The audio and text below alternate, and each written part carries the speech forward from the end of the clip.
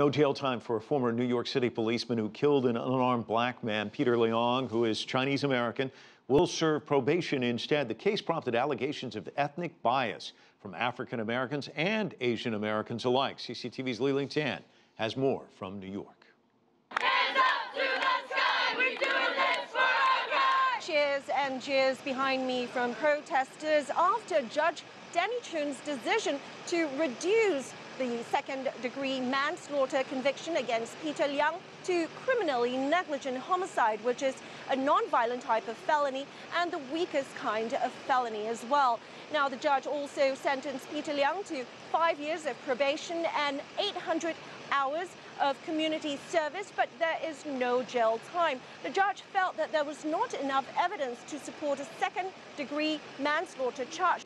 As we know, in November 2014, Peter Liang was patrolling the stairwell at a Brooklyn housing project when his gun went off and the bullet ricocheted off a wall, striking Arkai Gurley and killing him. Now, Peter Liang's indictment had come at a very sensitive time in the U.S. when there was intense scrutiny over similar incidents involving the deaths of unarmed black individuals at the hands of police officers.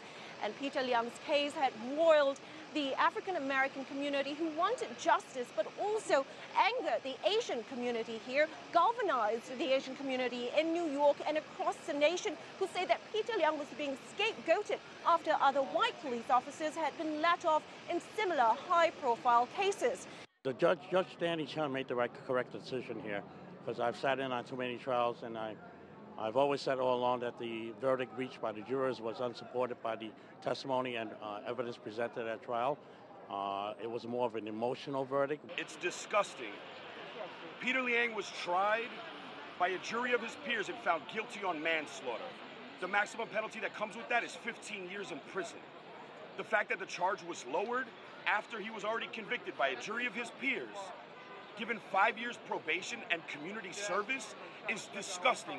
Peter Liang's lawyers plan to appeal both the convictions, that of criminally negligent homicide, as well as official misconduct for his failure to provide medical care after Arkai Gurley was shot.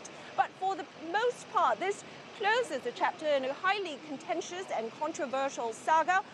But the debate does continue over police brutality in the U.S. and amidst calls for more reforms in law enforcement. Liling, CCTV, New York.